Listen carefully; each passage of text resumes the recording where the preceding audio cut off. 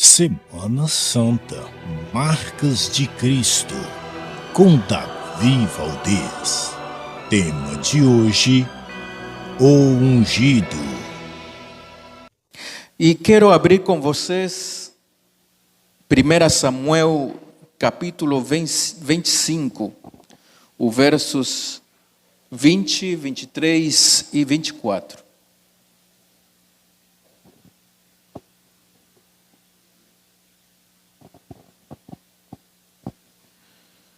Acharam? Vamos orar. Pai Celeste, nesta noite nós te agradecemos pela tua companhia, pela tua proteção. Queremos que tu Espírito Santo se manifeste por meio da tua palavra, que o nosso entendimento possa ser esclarecido com o poder da tua palavra. Que as pessoas que estão te ouvindo, nossos irmãos ou amigos, venham te entender melhor. Venham a entender qual é o teu propósito para a vida de cada um. Vem me usar como o teu instrumento para que tu venhas falar ao nosso coração, à nossa mente. Em nome de Jesus, amém. O tema desta noite é o ungido.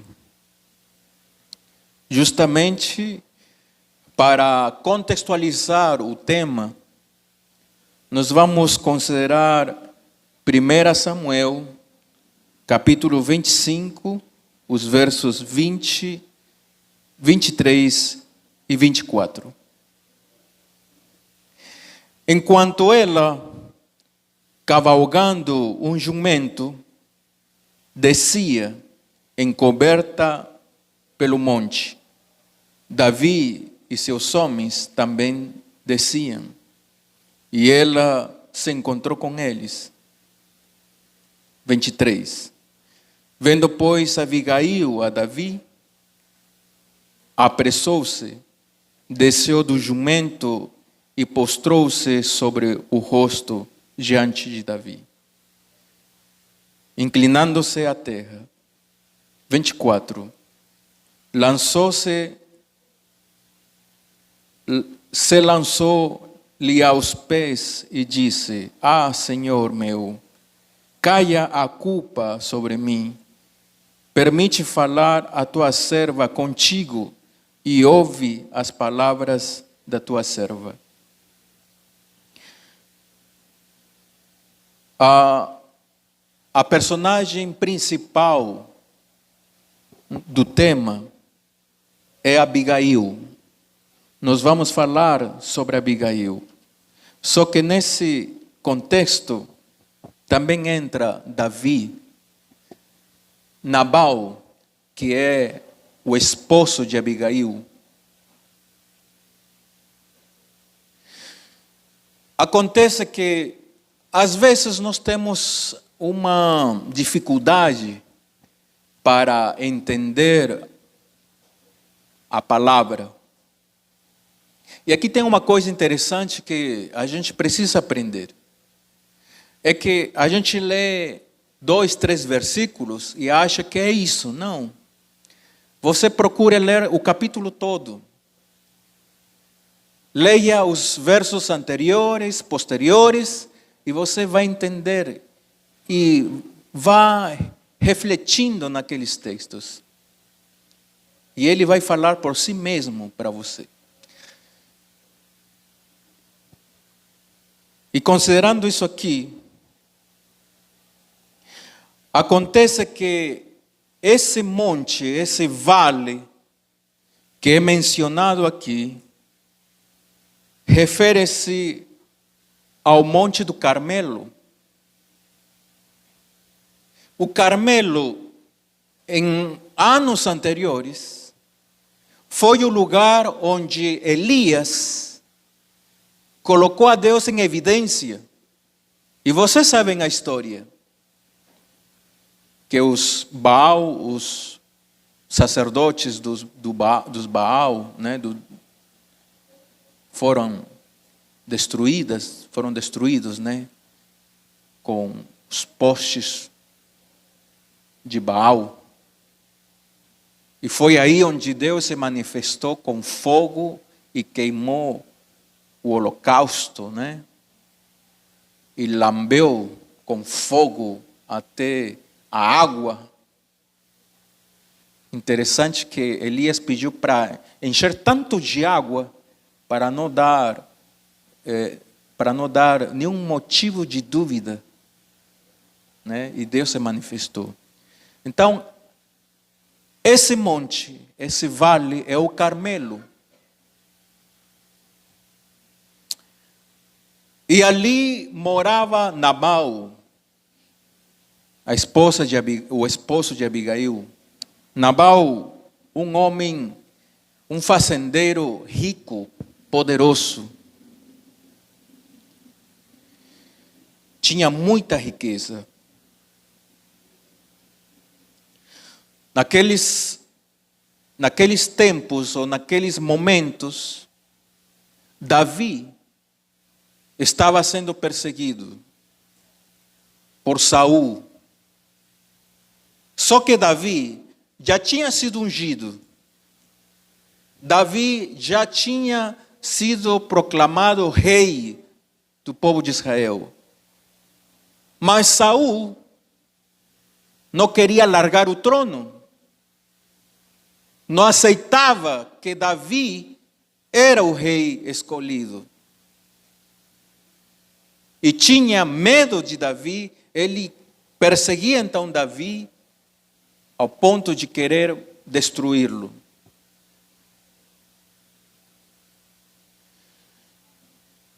Mas Davi, com a proteção de Deus, e Deus no seu propósito, tinha escolhido Davi para ser rei do seu povo. E aqui nas entrelinhas há uma lição muito interessante. É que quando você é uma pessoa que se destaca, que se desenvolve, talvez no trabalho, você se destaca, você faz bem seu trabalho, tem qualidade, tem bom resultado. Ou talvez também na igreja. Fulano se destaca, fala muito bem, organiza muito bem. Ou talvez você na escola, talvez é um jovem ou uma jovem aplicada, entende a matéria, tira notas boas. E sabem que isso cria inveja nas pessoas. E as pessoas muitas vezes invejam aqueles que se destacam. Alguns vão tentar puxar o tapete. Alguns vão tentar se aproveitar de alguma fraqueza tua para querer te quebrar. E isso é como o mundo se move dessa maneira. Mas vou te dizer mais ainda, que Deus é que determinou você. É Deus que escolheu você. Sabe que quando você nasceu, quando esses milhões de espermatozoides viajaram até chegar no óvulo, desses milhões de espermatozoides, só um lhe foi permitido ser fecundado pelo óvulo e nasceu você. E Deus permitiu isso. Se você está aqui, é porque Deus te permitiu nascer. E você não está aqui por acaso. Antes de você nascer, Deus já tinha um propósito para você, para a sua vida. E então não estamos nesse mundo por acaso, porque meus pais me fizeram. Não, não é por isso. Então, voltando ao contexto de Saul, Saul estava perto do Carmelo, porque estava perseguindo Davi.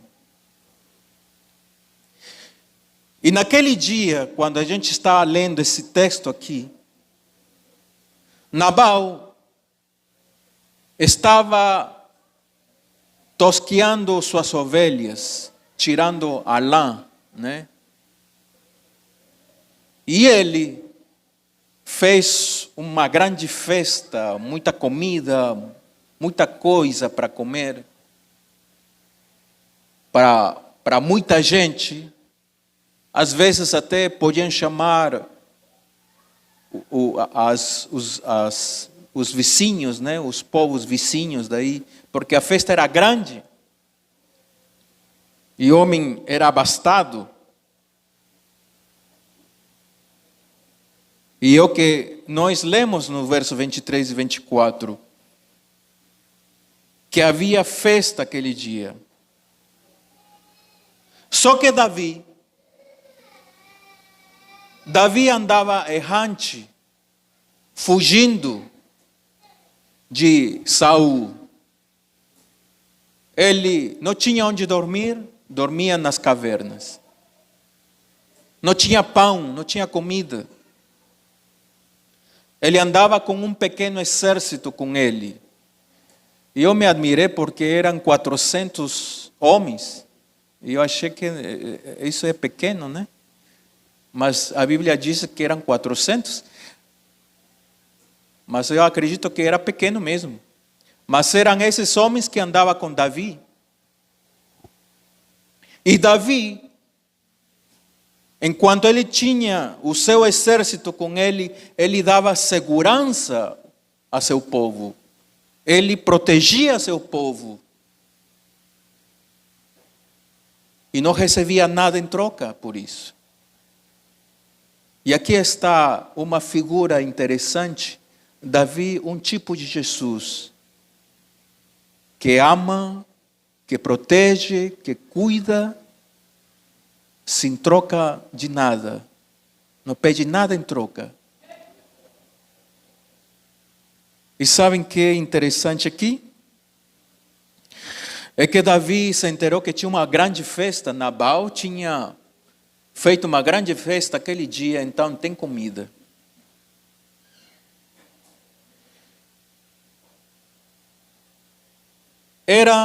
Para Davi, não era tempo de festa. Para Davi, era tempo de guerra.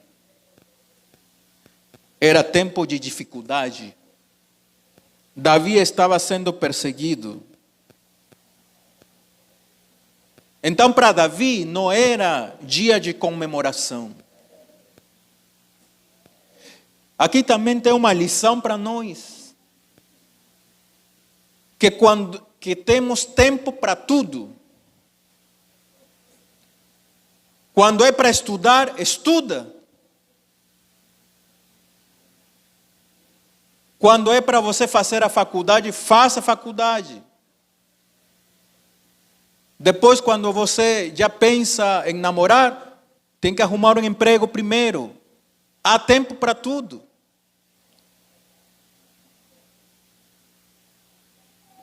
Se é para trabalhar, trabalha. Se é para tirar férias, tira férias. Há tempo para tudo.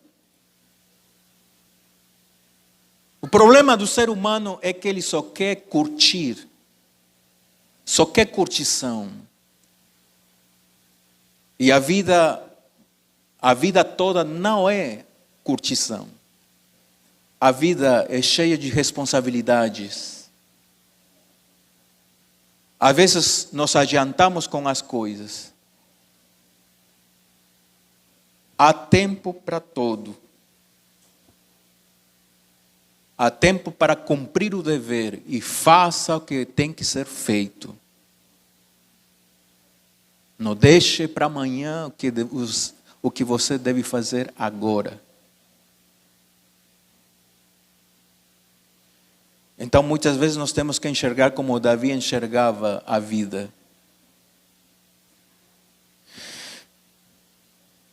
E às vezes nós temos esses extremos, que às vezes nós vamos para um lado ou vamos para o outro lado. Se não é 8, é 80, né? A gente tem que ter um equilíbrio para as coisas.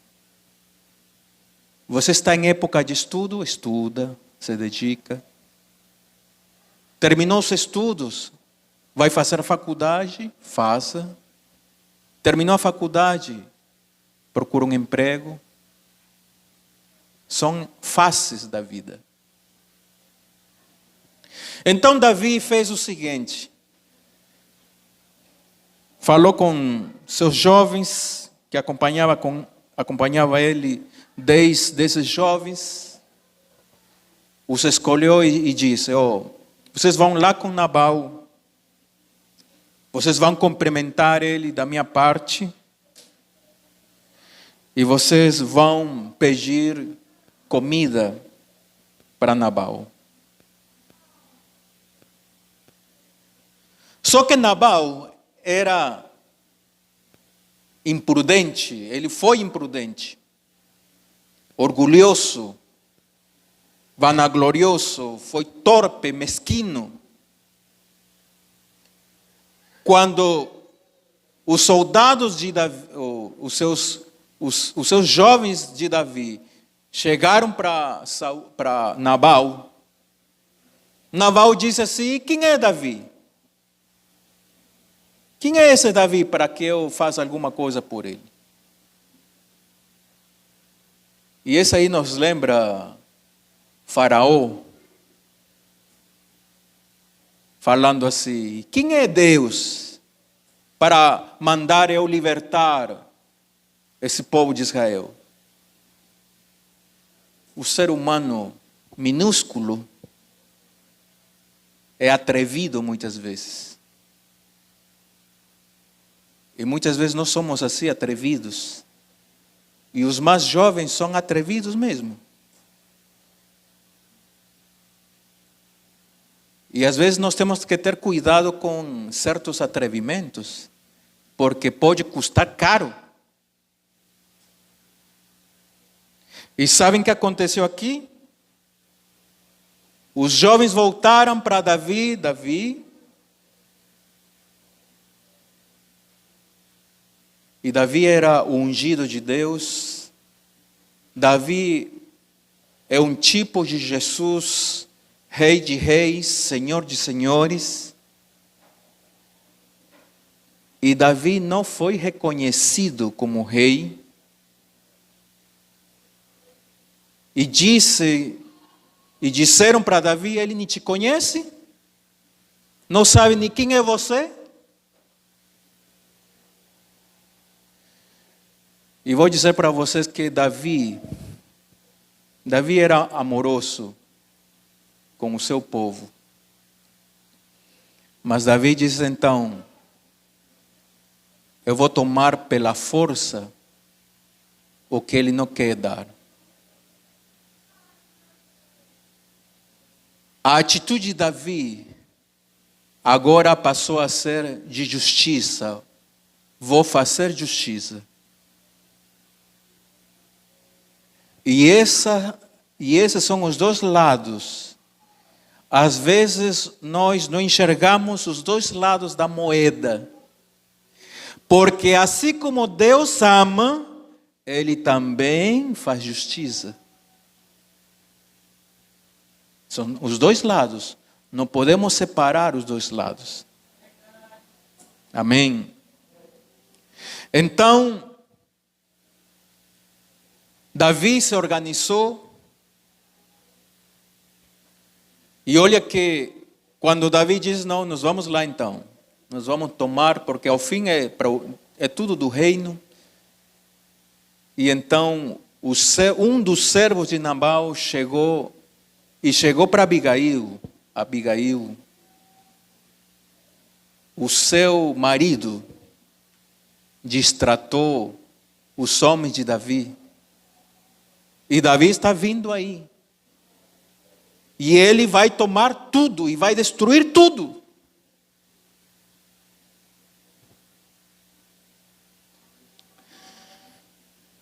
E sabem que Abigail, uma mulher sábia, além de ser uma mulher linda, formosa, era sábia e inteligente.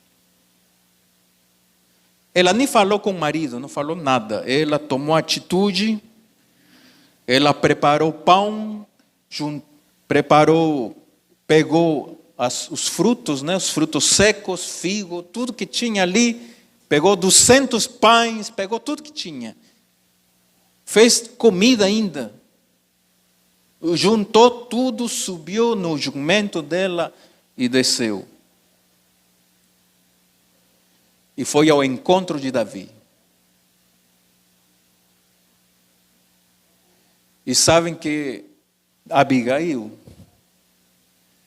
ele vai para se encontrar com Davi, para interceder pelo seu marido nécio, pelo seu marido cabeça dura, para interceder pelo seu marido orgulhoso, mesquino, déspota. E vou dizer para vocês que esse aí é um papel muito importante também. Muitas vezes a esposa tem que proteger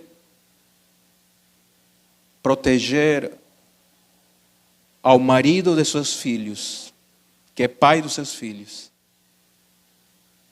Muitas vezes tem que defender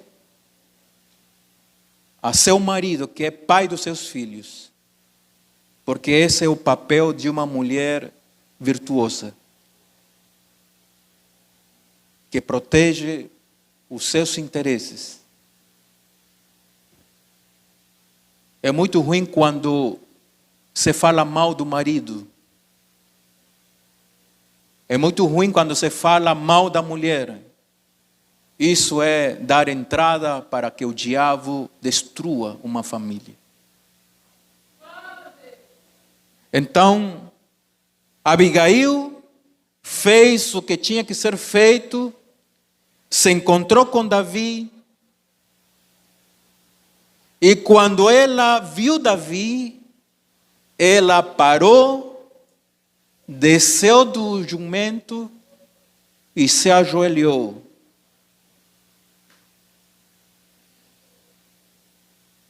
Aqui também tem outra coisa interessante. Abigail, por mais que ela viu que Davi era perseguido, por mais que viu um Davi que estava passando fome com seus homens, ela foi capaz de enxergar o seu rei. Tanto é que ela disse: meu Senhor, perdoa a iniquidade do meu marido.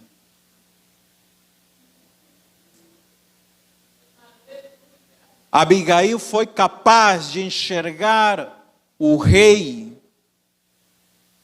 de Israel, Davi. Tanto é que fala para ele: Davi, o meu Senhor, o meu rei, é você que guerreia a guerra do Deus vivente.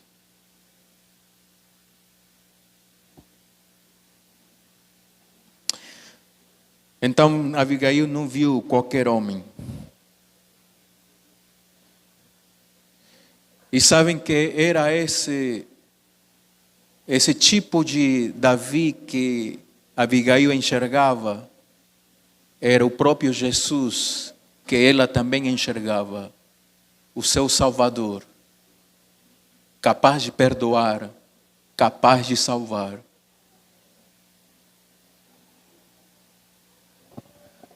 Quando nós percebemos aqui no verso 23 e 24, quando ela pede que a culpa do meu marido caia sobre mim,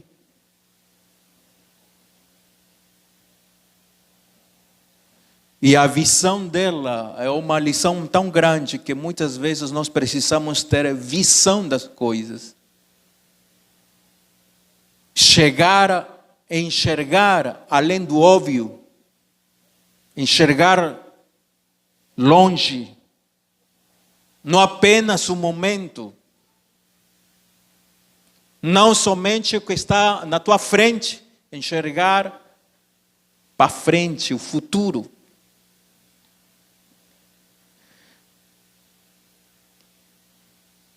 E quando nós falamos de Jesus,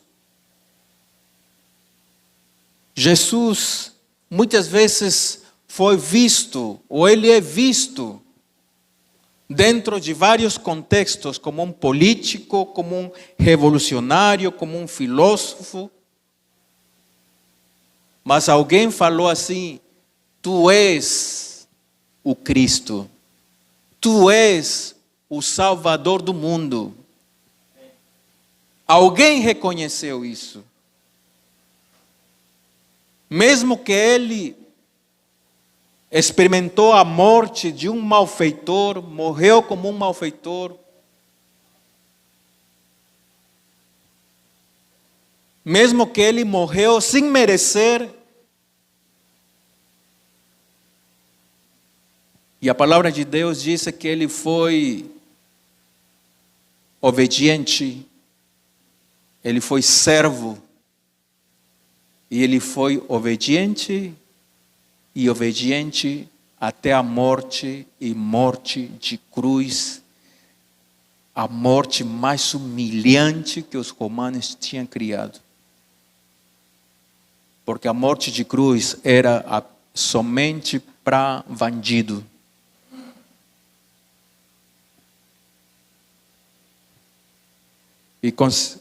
E considerando aqui que o ser humano ele tem um valor incalculável, um valor imensurável. O valor do ser humano custou o sangue de Jesus. Por isso que você tem muito valor. Então, quando se trata de encarar esta vida, você precisa encarar esta vida não como quando a galinha fica só ciscando o chão e comendo milho. Não. Se Deus te permitiu estar aqui, permitiu te dar a vida, Ele quer que você seja como águia, que voa alto. Ele quer te tornar um vencedor, uma vencedora na vida. Que mesmo com tuas dificuldades, mesmo com as coisas difíceis, você dizer: venci pela graça de Deus. Então você não está aqui para ficar aqui conformado com as coisas, não. Você foi feito para ir longe. Amém? Sabem por quê? Porque Satanás é tão astuto que ele quer escravizar as pessoas. E ele muitas vezes utiliza teus traumas, teus medos, utiliza teus complexos para te deixar ali parado na vida, querendo apenas pouca coisa, sem muita visão. Mas sabem que em Cristo Jesus você é capaz de romper as correntes. Amém? essas correntes que muitas vezes não deixam a gente se desenvolver.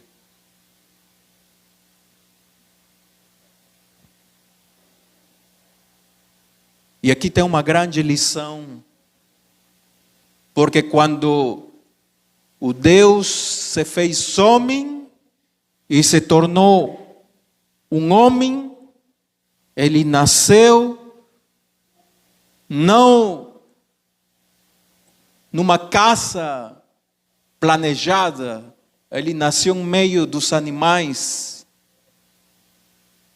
de maneira simples, humilde, para não termos a desculpa de dizer, eu não fui longe porque eu sou pobre, porque isso é aquilo. Não há desculpas, porque Jesus experimentou tudo o que o ser humano experimenta. E ainda mais, Jesus venceu onde Adão fracassou. Ele mostrou que podemos vencer como Jesus venceu onde Adão fracassou. Se você já fracassou, tome isso como um aprendizado e siga em frente. Se você já bateu a cabeça, siga em frente. Já se machucou, mas levanta e segue em frente.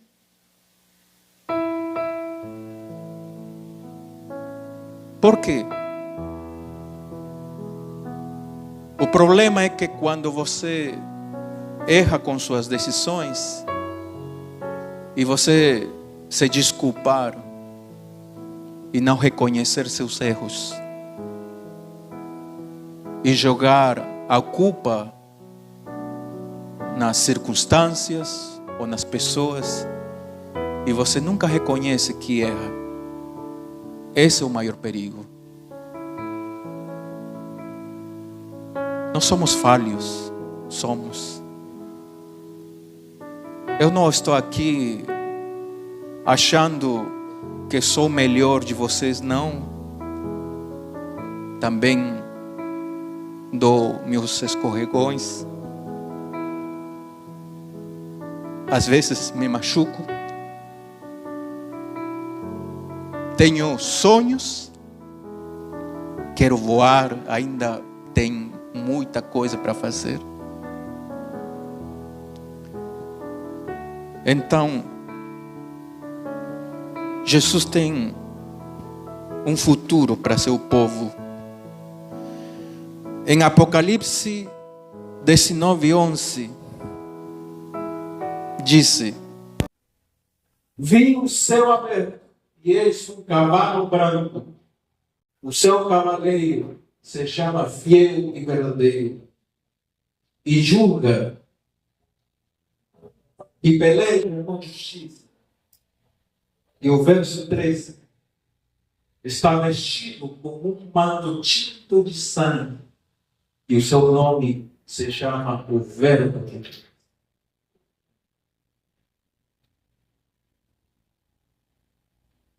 Assim como Abigail, precisamos cair muitas vezes de joelhos aos pés de Jesus e vê-lo como o nosso Rei de Reis, como nosso Senhor de Senhores. E muitas vezes reconhecer que você é fraco, que às vezes você cai, mas você vai dizer, me levanta de novo.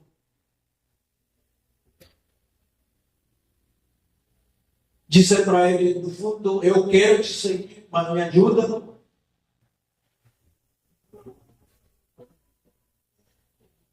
Muitas vezes a gente precisa reconhecer que precisamos depender de Deus sempre. E a gente precisa fazer isso logo de manhã. Quando você levanta, entregue-se a Jesus. Porque em breve Jesus vai voltar. Não como aquele dia quando ele entrou em Jerusalém no jumento. Ele não vem assim. Ele vem com um cavalo branco. Ele vem com seus santos. Ele vem poderoso. Ele vem como juiz, como Senhor de senhores, como Rei de reis. E este planeta não suportará sua presença. Mas aqueles que o suportarão serão aqueles que têm escolhido permanecer com Jesus. Amém. Amém. Seremos capazes de levantar as mãos e receber o nosso Senhor Jesus. Ele é o fiel e verdadeiro. Ele veio para julgar. E no verso 13, quando ele diz que vem com a roupa tingida de sangue, é como o lagar onde se pisa as uvas e aquela tinta das uvas vermelhas daquele jeito. Porque outra forma também de mostrar o que vai acontecer no fim dessa história, ele vem pisar as uvas. E ele vem para estabelecer o seu reino eterno. Amém. Então, há dois atitudes. Aqueles que aceitaram Jesus como nosso Salvador levantarão as mãos e vão receber. Mas haverá os outros que não vão suportar voltar. Aqueles que recusaram, aqueles que se separaram de Deus, aqueles que abandonaram Jesus, não vão suportar e vão desejar morrer. E a presença de Deus é fulminante, porque cairão como mortos. São dois tipos de atitudes. Hoje, você estará trilhando o seu futuro com Jesus. É hoje. Não será depois. Não será mentira. É desde agora.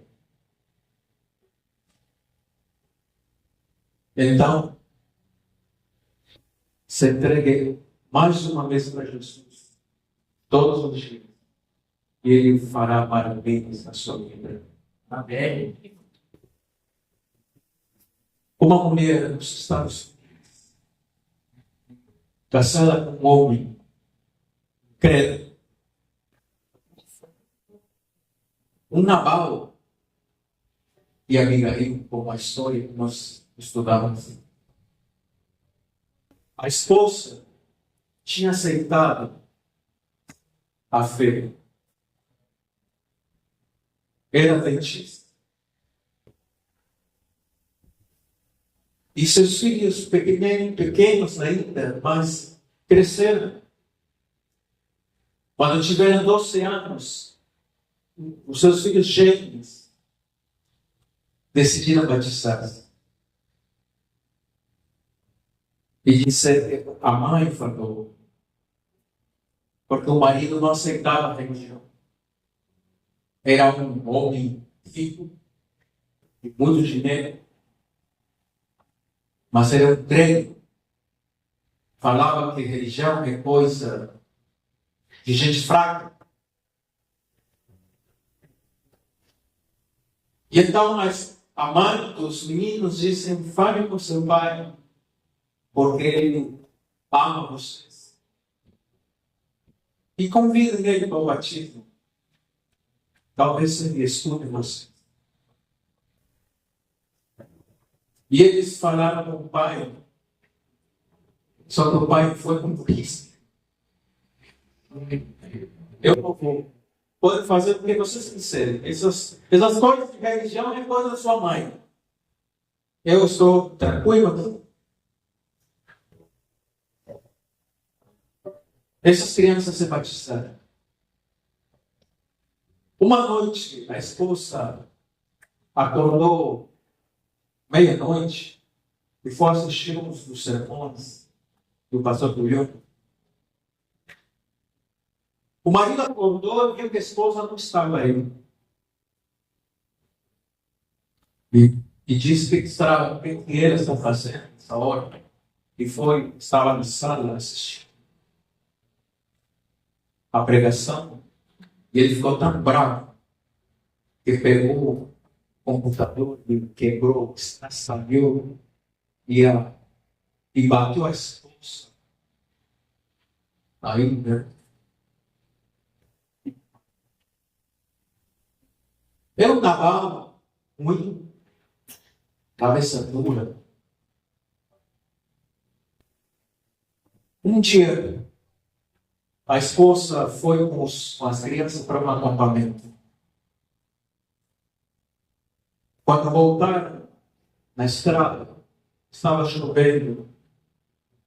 Ela não chegou no trajeto e eles sofreram um acidente e morreram.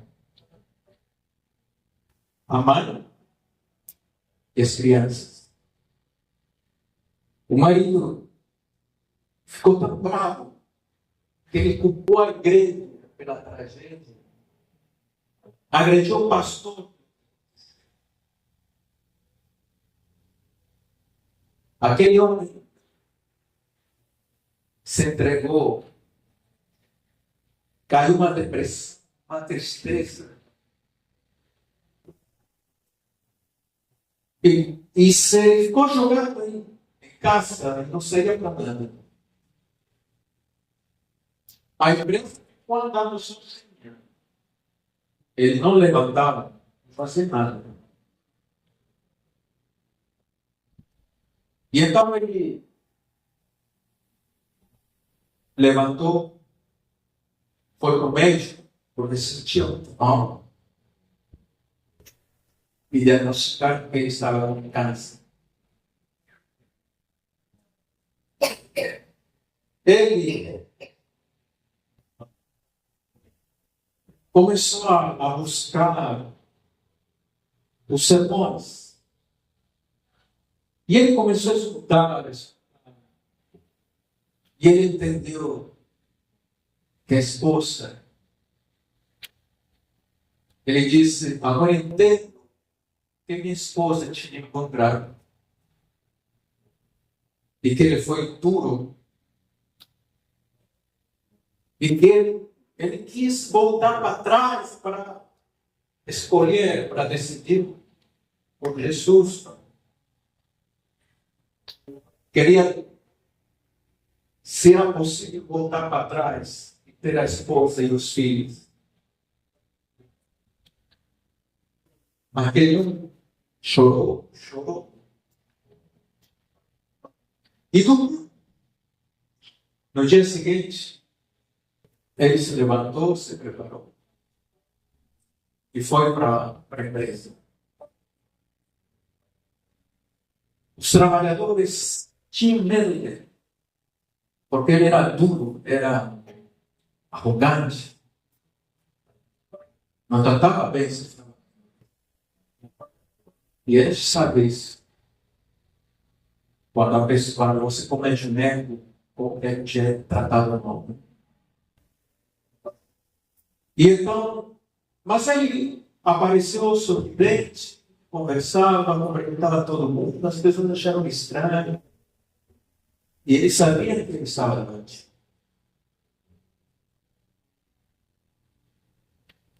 E sabem que ele, quando foi para o médico, novamente, o médico falou assim, o que você está tomando? Porque os seus exames estão diferentes. Porque os seus exames estão diferentes do que eu tinha diagnosticado para você. E eu me pergunto, não sei. Não estou tomando nada. Até os remédios que você me deu, eu não tomei nada. Não sei, eu não estou entendendo. Você vai para um especialista e você vai fazer tudo de novo. E ele foi.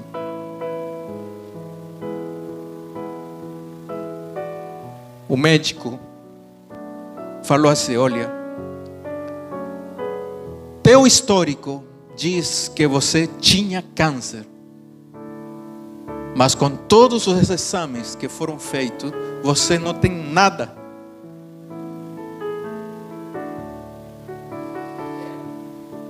Deus tinha curado ele.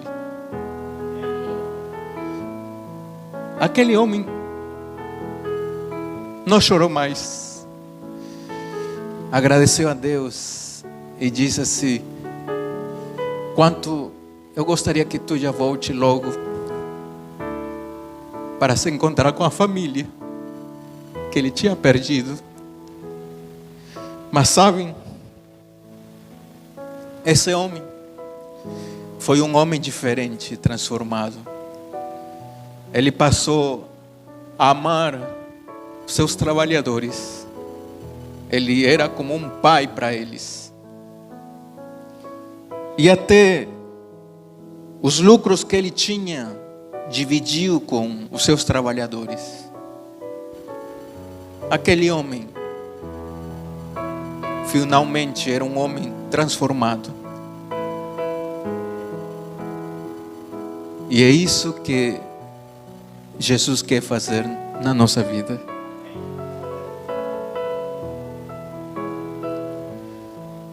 Deus é capaz de fazer milagres, sim. Mas entenda uma coisa: nós não manipulamos a Deus. Os milagres vão acontecer com quem Ele quiser, na hora que Ele quiser e da forma que Ele quiser. Nós não manipulamos isso. Mas mais do que isso, Ele quer transformar nossas vidas. Ele quer quebrar as correntes, os traumas, os complexos, os medos e tornar de você um vencedor. Amém?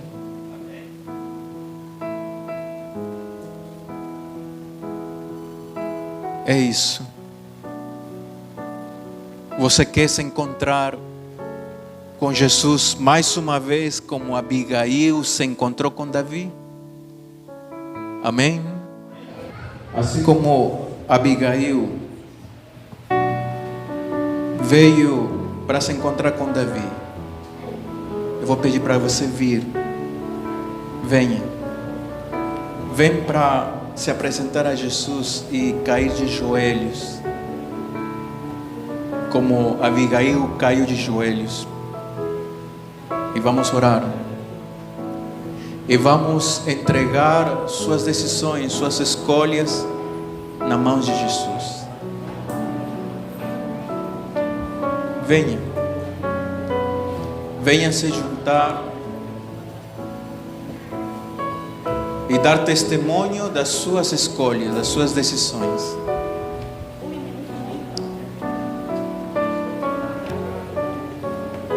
Dizer para Jesus que você quer ser um vencedor. Amém? Vamos orar. Pai querido, obrigado pelas tuas mensagens. Obrigado pela tua palavra. Entendemos que não estamos aqui por acaso. Estamos aqui com um propósito nesta vida. E que Jesus é capaz de romper qualquer amarra do inimigo para atrapalhar o nosso desenvolvimento. Torna cada um de nós aqui vencedores, como uma águia que voa e que paira nas montanhas. Venha abençoar a escolha de cada um. Venha preparar aqueles que estão prontos para voltar, rebatizar ou estudar tua palavra. Prepara para esse momento. Te pedimos em nome de Jesus. Amém.